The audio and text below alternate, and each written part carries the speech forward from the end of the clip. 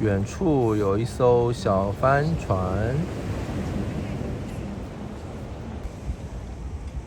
海边有一些晒太阳的人。朋友们，大家好啊！大家好，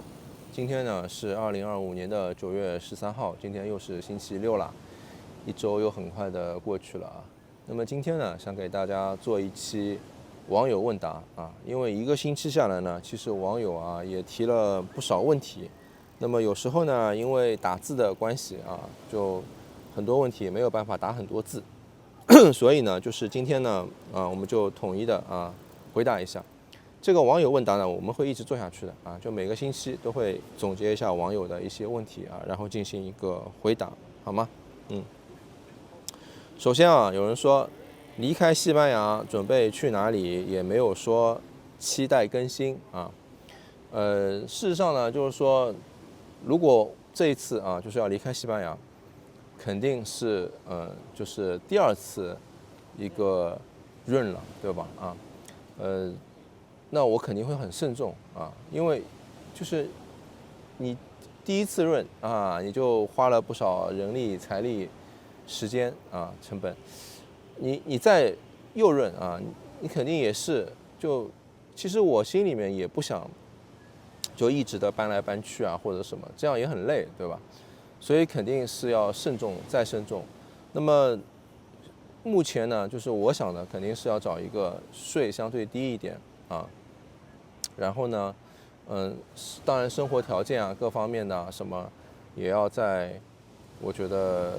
就对我们吧因为我们不是什么特别富有的人，对吧？你特别富有的人，你消费都无所谓。你比如说像在这边，你去按摩啊，你一下子1小时就是50-60欧元，那你到泰国去按摩，你可能就只有，泰国应该是多少啊？10欧元吧，对吧？就1/5的价钱啊。那你说这个到那边你不是很有钱的人，你也能够享受一些便利的服务，对吧？就像我这2天我去换了一根拉链啊，就我有一个衣服换了根拉链，我买一根拉链是花了10几欧吧，那种双向的那种拉链啊。然后找一个裁缝帮我去换一下，是30欧元啊。这个你像如果在就其他的地方，对吧？你可能就只有，就不是欧洲国家，你可能就最多我觉得10欧元吧，你就能人家给你换一下了，是吧？所以就这里的很多这种消费什么的我觉得如果你真的很有钱，你当然也无所谓但我并不是这种，对吧？所以我肯定还想一下，就是税最好能够少收一点的然后呢，生活也方便一点的，但是物价呢，就是这种可以稍微再低一点的，对吧？那么一个呢，肯定就是像大家其实经常也说的一样，对吧？去什么马来西亚呀、泰国这种彻底躺平的，对吧？但这种我也是在考虑还有一个呢，就是跑去就比如说像塞浦路斯或者说像那个其他的一些这里的欧洲的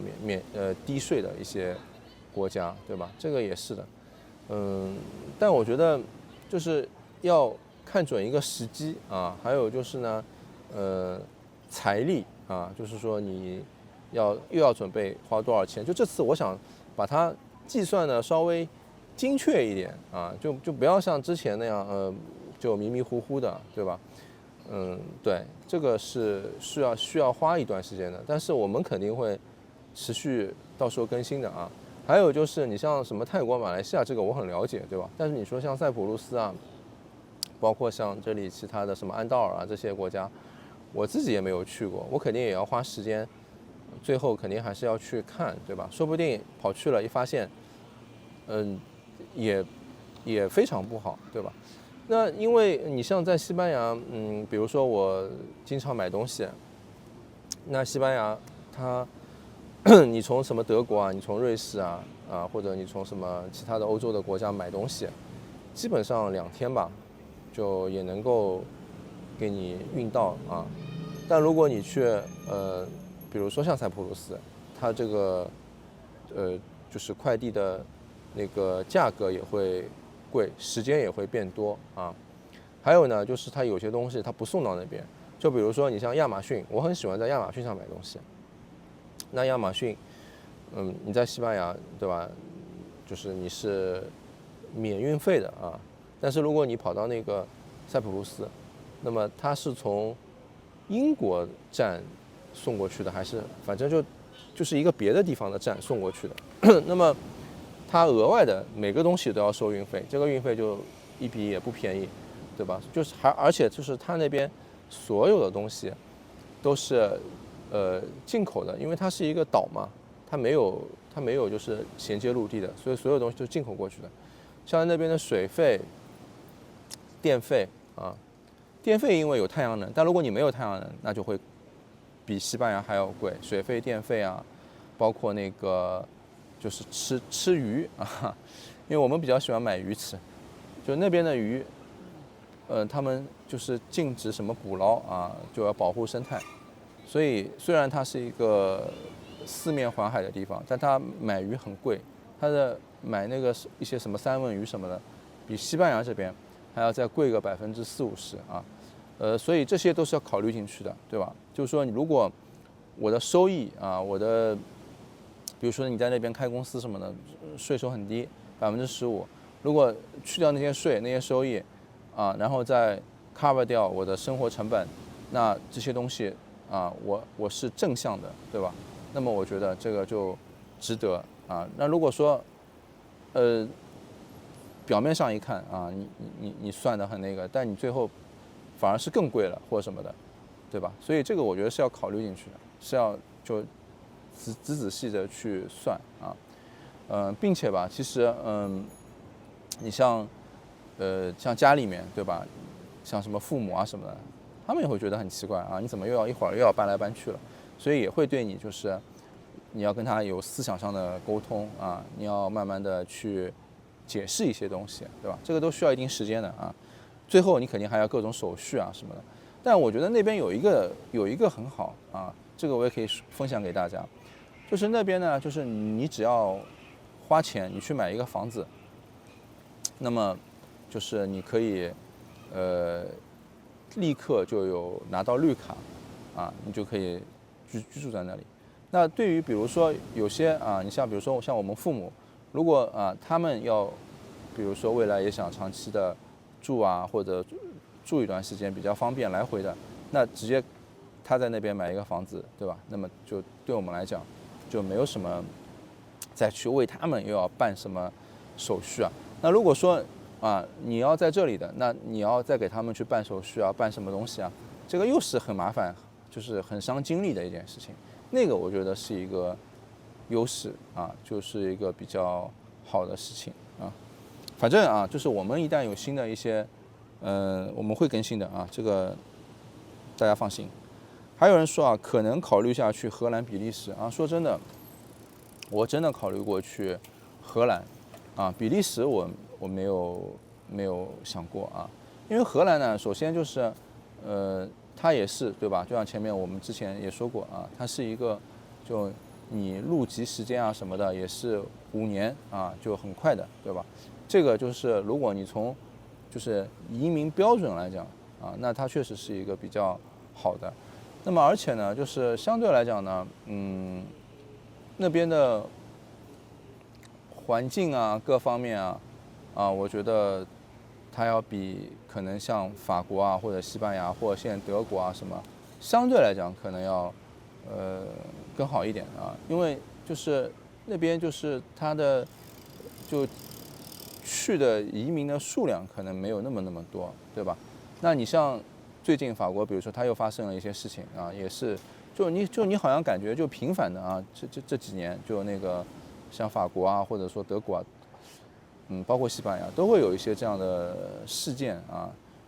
大家去抗议啊，去反对啊什么，反正就很频繁。你像荷兰的话，相对就会好一点。其实我们的目标最终也是想去一个人稍微少一点的，啊，就小一点的地方啊，过一些安宁的，对吧？这种生活。如果你要做生意，就是你要跟人接触的，做生意的，那你当然选择人口越来越多的地方是合适的，对吧？那如果说你要那个就是只是线上工作的，那肯定就去人稍微相对少一点的，比较安宁的地方，但社会氛围可能要再更好一点的啊。那么荷兰它有一点也挺好的，就它的英语普及度是很高的啊，就大家都可以在那边学习英语，就可以去交流啊，这个有一点挺好的。还有呢，就是它的那边的医疗制度呢，它不是那种全民免费医疗啊，全民免费医疗啊，那当然就是每个人都能去看，但是问题也会，对吧？就是很多人他不及时啊，或者什么，因为人太多了，这个系统就有点慢啊，这个效率也是的。那么如果说你像那种就是荷兰这种，它就是强迫每个人都要去买保险，就是每个人都要自己去买私立医疗的保险。这个费用呢，应该是占你的收入的可能是20%吧，还是多少？反正就它是等于就是说你自己要去付保险。那么医疗工作者呢，他的收入吧，肯定也要比就是全民医疗保险的收入要更高。那么那些人他的工作积极性啊，或者说动力啊，对吧，也会就更强一点啊。我觉得那个可能就更好一点，对吧？就是说就你完全的你说啊，大家全部都躺平了，大家全部都免费什么啊，这个我觉得就很多人积极性就不高了，对吧？就会产生一些问题。但是你像那种啊，就是你还是要自己去掏钱的啊，但是呢，他又是必须就像社保一样，每个人都要交的，那我觉得这个也很好啊，这个我觉得是一个比较好的。啊，还有人说啊，这样太折腾了啊！3分钟热血办了各种项目签证，到时候待不了多久就换地方，浪费时间，浪费钱。如果不缺钱，还不如就正常的拿旅游签证去国外旅居，泰国待1-2个月，马来西亚待1个月，新加坡待1个月啊，什么还是很多国家地区可以旅居的。一个地方不喜欢就可以买一个机票就走，也不需要有太多资金和房产的投入啊。其实呢，就是这样的声音有很多啊，在我们的频道，因为我们是一个移民的频道，主要讲移民的生活、移民的一些实施的策略啊什么。那我觉得呢，其实移民不移民啊，就是一个人他们想不想到另外一个地方去生活，这是完全是一个根据个人情况去选择的，对吧？人人啊都应该有迁徙的自由啊，或者说想法，都是应该啊值得被尊重的，对吧？就我的频道里面，不管你是啊就觉得移民好或者移民不好的，我都尊重啊，我都尊重，这个是个人的选择啊。我依然觉得啊，就是如果站在我的角度上来讲，啊，如果你有这个能力，啊，你也有这个就是说想法，那么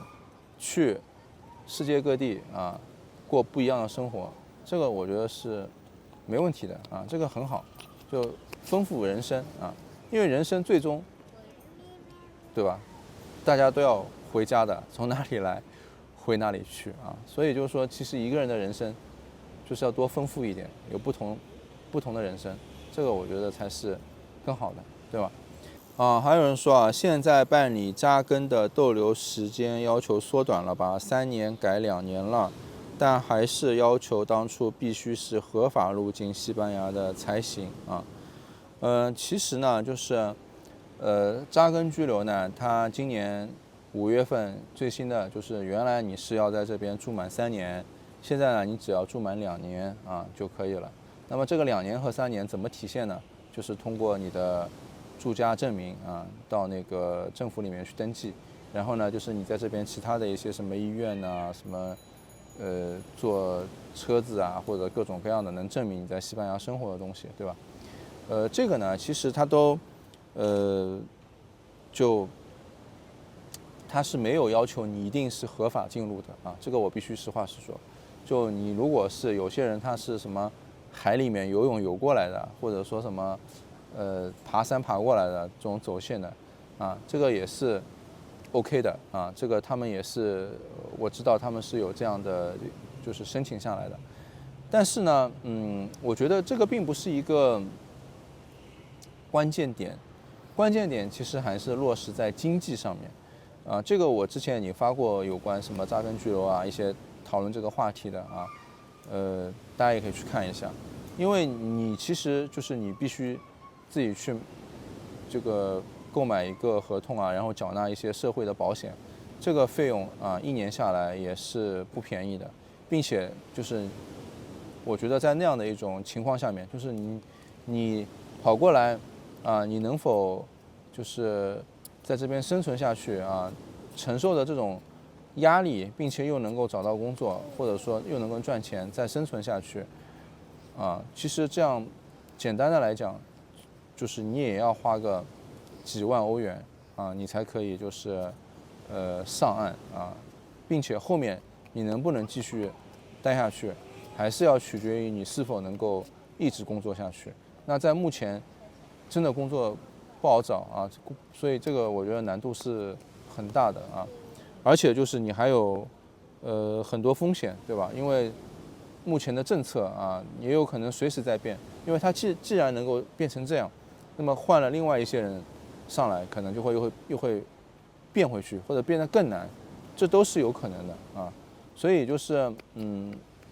我觉得我现在就觉得，就移民这个事情，量力而行就是你到了一定的这个能力，你去做这件事情，对吧？你去硬要去这样做，我觉得这是得不偿失的就像我们比如说在这个油管上去做频道不管什么样的频道，大家都可以去看一下。你像在国内那些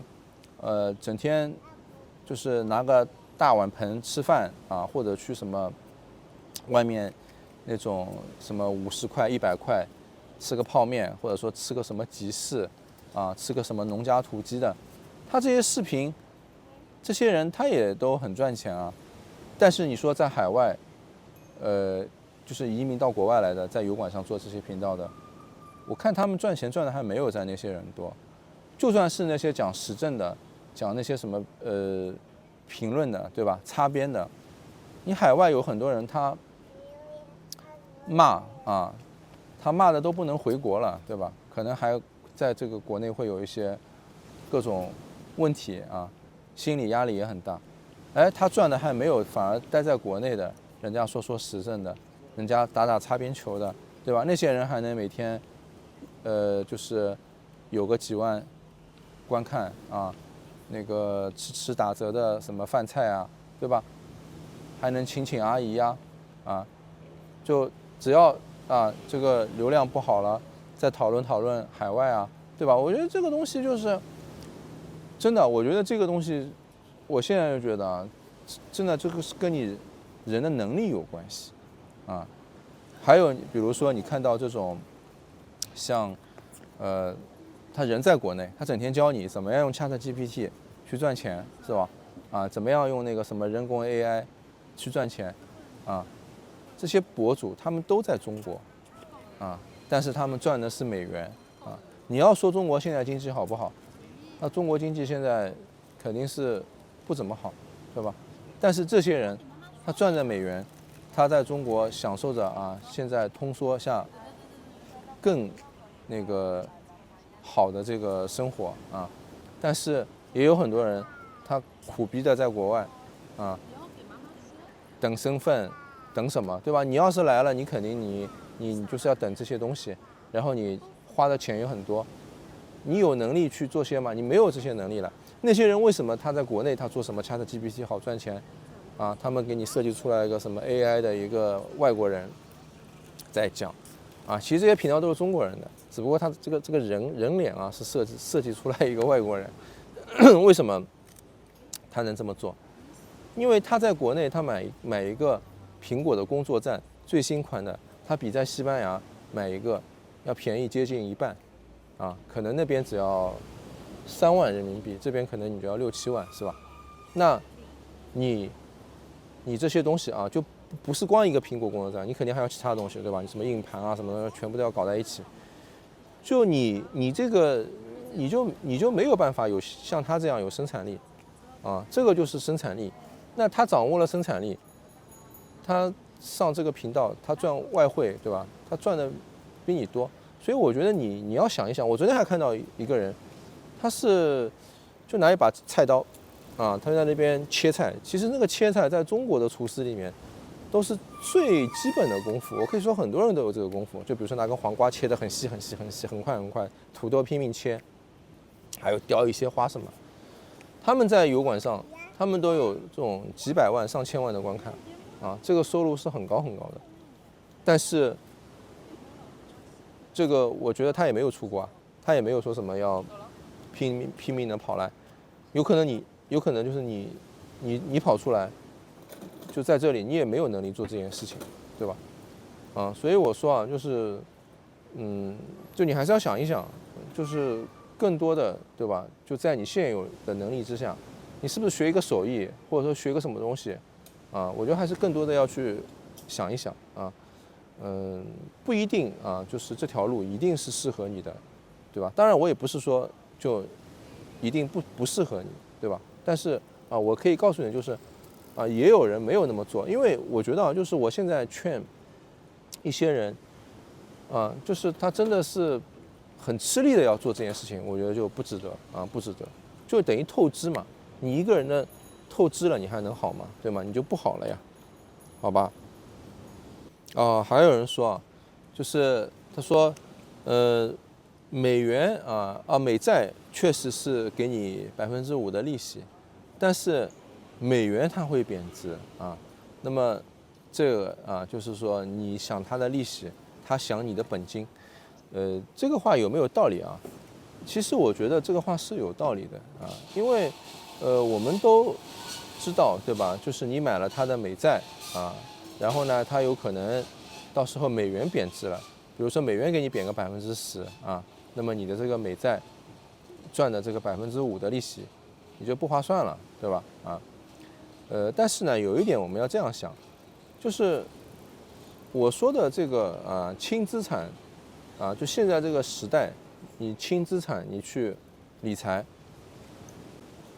因为你重资产，你买一个房子，买个什么，你30年以后。你这个房子也烂掉了，啊，就像就是西班牙这里、欧洲这里有很多这种很老的房子，这些很老的房子，你像有的地方我就看到什么法国什么一个村子你只要花个1万欧元这个村子就卖给你。我看到就有2个英国人他们就还蛮有钱的，他们去那边买这种村子，他买下来想的很好啊，他想买下来给他装修一下，然后去。搞个像世外桃源一样的，然后去那个赚旅游的钱。但是他们也算有钱的，他给你就投资下来以后就他现在没钱了，他破产了快。就这些老的房子你要重新给他弄，你这个花很大的代价，知道吧？而且就是时间什么的，你不一定会成功的。所以其实这里的房子也是的，你到了30年以后，你这些房子可能都已经破了烂了，你就1毛都不值啊。但是像海外这些房子，他们也没有什么拆迁你这些房子烂了以后怎么办呢？它这个也不值钱了，对吧？所以这个保值你说你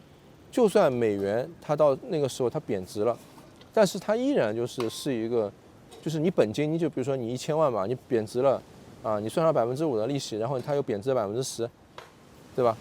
你还是有这样的一大笔钱，这个钱是真的钱。但你比如说买来了2个房子，你除了每年你要不停的维护、去修它、去什么，你出租还要担心这个那个，你到了30年以后，你能剩下什么？对吧？你把这个房子给你的小孩，他到时候都没钱去维修还有就是有一点。就是没有人能够知道30年以后的货币是怎么样的，对吧？你只能就是猜测，你说30年以后美国会不会还在，对吧？我说美国肯定还在，而且我认为美国还是会第一梯队，它就是世界1、2、3这样的一个排列，对吧？当然你说要发生什么外星人来打地球人了，这个我们就不知道了，对吧？但是你也没办法说美元不一定不升值啊，那30年以后美元又升值了呢？或者说其他国家的货币又贬值了呢？谁能保证30年以后其他就是国家的货币不贬值呢？你没有办法保证，对吧？所以就是从这些考量当中，美债，因为美元它现在还是世界最主流的货币，对吧？你说30年以后，你说比特币它能不能